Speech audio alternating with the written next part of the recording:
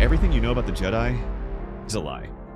What if the peaceful, selfless guardians we admire were actually practicing a watered-down, sanitized version of something far more powerful and far more dangerous? Hidden in the deepest vaults of the Jedi Temple, buried beneath centuries of dust and dogma, lie teachings so radical that they were banned by the very order that created them. Techniques so powerful that masters who practiced them were erased from history itself. You're going to discover why the ancient Jedi were terrifyingly powerful, why the modern order feared their own legacy, and how these forbidden teachings might have prevented the rise of the Empire entirely. Because what if I told you that Anakin Skywalker wasn't the first chosen one to fall to the dark side, and that the Jedi have been covering up their failures for over 1,000 years? The heresy that built an order, Jedi, the balanced path. 25,000 years before Luke Skywalker was born, there existed a group of Force users who would make modern Jedi masters tremble in terror. They called themselves the Jedi, and they believed something that would get you expelled from the temple faster than you could ignite a lightsaber. They believed the dark side wasn't evil. Picture this: ancient temples scattered across the planet Tython, each one dedicated to a different aspect of the Force. Light and dark, emotion and serenity, passion and peace, all considered equally valid paths to understanding cosmic truth. The Jedi didn't suppress their emotions, they studied them. They didn't fear attachment, they explored how love and loss shaped their connection to the Force. When a Jedi felt anger, they didn't meditate it away, they learned from it. There is no light without darkness, no darkness without light. This wasn't just philosophy, it was practical training. Jedi Padawans would spend months in temples dedicated to shadow, learning to channel negative emotions without being consumed by them. Then they'd spend equal time in temples of light, understanding compassion and selflessness. Here's what's incredible: for over 10,000 years, this balanced approach worked perfectly. The Jedi produced Force users so powerful they could literally reshape planets, yet none fell to what we call the dark side. Because they understood something the modern Jedi forgot: you can't defeat darkness by ignoring it. You can only defeat it by understanding it completely, but this golden age couldn't last forever. Because when you teach people to embrace their full potential, eventually someone discovers just how far that potential can take them. The technique that broke death: essence transfer, the ultimate heresy. In the restricted section of the temple archives, behind locks that required 3 master's keys to open, lay the most dangerous technique the Jedi ever developed: the ability to transfer your consciousness into another body. The ancient Jedi didn't just study immortality, they achieved it. Master Andedu, 25 centuries before Palpatine's birth, perfected a technique that made the Emperor's clone bodies look like children's toys. Not crude possession, not temporary inhabitation, complete consciousness transfer that preserved every memory, every skill, every connection to the Force. Think about the implications. A Jedi Master could theoretically live forever, accumulating thousands of years of wisdom and power. Imagine Yoda with 5,000 years of experience instead of 900. Imagine Obi-Wan with the accumulated knowledge of 50 lifetimes. But here's where it gets truly terrifying. The technique worked both ways. A sufficiently powerful Force user could transfer their essence into an unwilling host. The Jedi didn't ban this technique because it was ineffective. They banned it because it worked too well. When Masters started viewing their Padawans as potential vessels for their continued existence, the line between teacher and parasite began to blur. The official records claim Master Andedu was defeated by his students. But the truth is more horrifying. He wasn't defeated at all. The technique was so successful that tracking down all of his potential host bodies became impossible. For all we know, he's still out there wearing a different face, accumulating power across the centuries. The Jedi didn't just ban essence transfer, they systematically destroyed every trace of how it worked, executed anyone who showed interest in learning it, and created specific meditation techniques designed to make the very concept feel wrong to Force users. But burning books doesn't destroy knowledge, it just makes it more valuable. And in the darkness between the stars, other students of the Force were taking very careful notes. The power to reshape reality, Force walking when Jedi became gods. What's the most powerful Force ability you can imagine? Moving starships, reading minds across star systems, creating life itself. The ancient Jedi could do something that makes all of those look like party tricks. They could rewrite the fundamental laws of physics. Force walking wasn't just a technique, it was a way of stepping outside normal space and time to observe the universe from a cosmic perspective. Masters who achieved this state could literally see the threads that held reality together, and more importantly, they could pull those threads. Imagine standing in a temple on Coruscant and reaching out to touch a grain of sand on Tatooine, not with telekinesis, but by folding space itself until the two locations occupied the same point.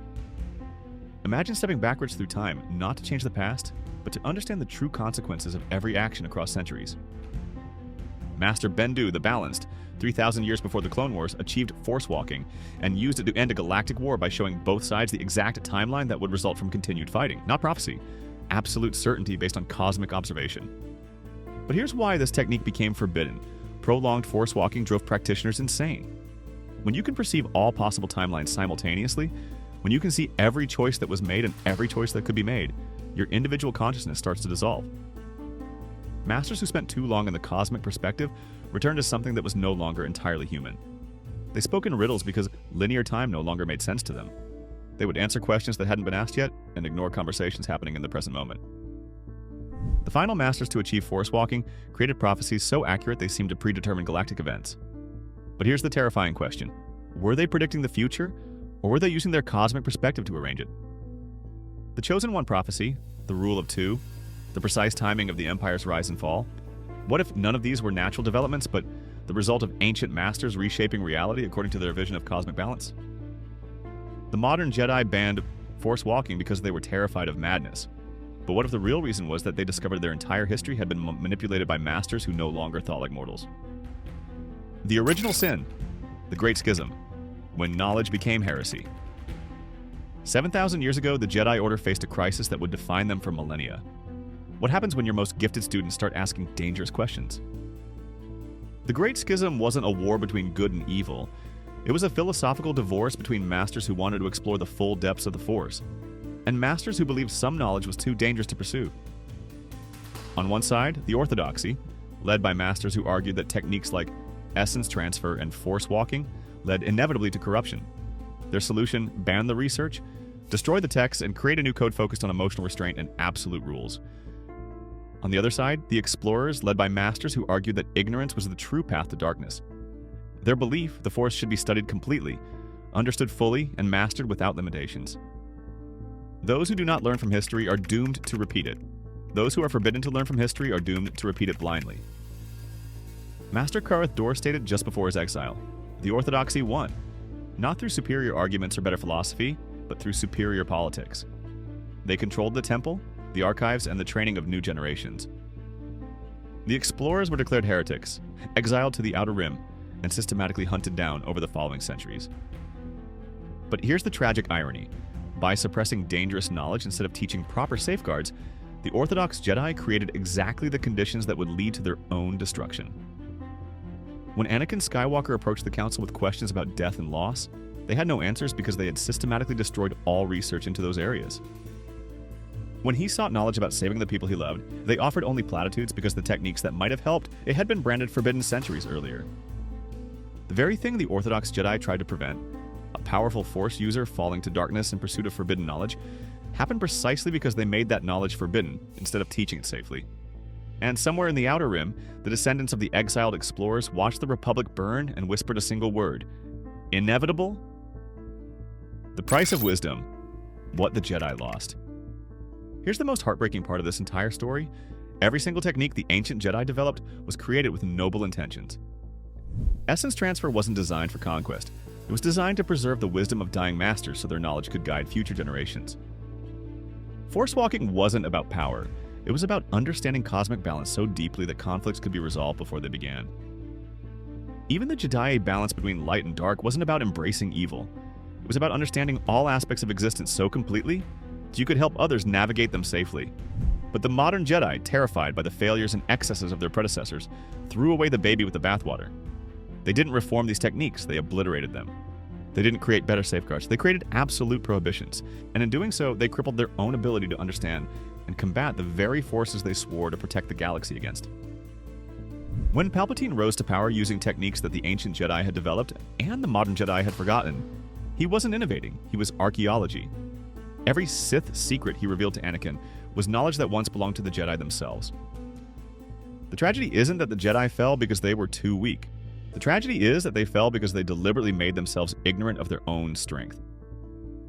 In the aftermath of the Empire's fall, as new Force users begin to emerge, the question becomes, will they repeat the mistakes of the Orthodox Jedi? Or will they have the courage to reclaim the dangerous wisdom their predecessors abandoned? Because in a galaxy where dark side users study every scrap of forbidden lore they can find, the light side can't afford to remain willfully ignorant of its own heritage. The pattern in the Prohibition. Here's what connects every single one of these forbidden teachings. They were all banned not because they were evil, but because they were powerful enough to fundamentally change what it means to be human. The Jedi balance taught that growth comes from understanding all aspects of yourself. Essence transfer proved that consciousness could transcend physical death. Force walking revealed that individual perspective is just one way of understanding cosmic truth. Each technique pushed Force users beyond normal human limitations, and the Jedi Order decided that some limitations are meant to exist. But here's the question that haunts the galaxy. In a universe where your enemies refuse to limit themselves, can you afford to limit yourself? The ancient Jedi believed that wisdom comes from understanding everything, even the dangerous parts. The modern Jedi believe that wisdom comes from knowing what not to touch. Both approaches led to the same result: the rise of the Empire and the fall of the Republic. Maybe the real forbidden teaching is this: there are no safe paths to great power, only honest ones and dishonest ones. And sometimes the most dangerous thing you can do is pretend that danger doesn't exist. Ahsoka walked away from the Jedi Order. But maybe she was right to, because the Sith weren't the real threat after all. Click on the video on your screen now to understand why.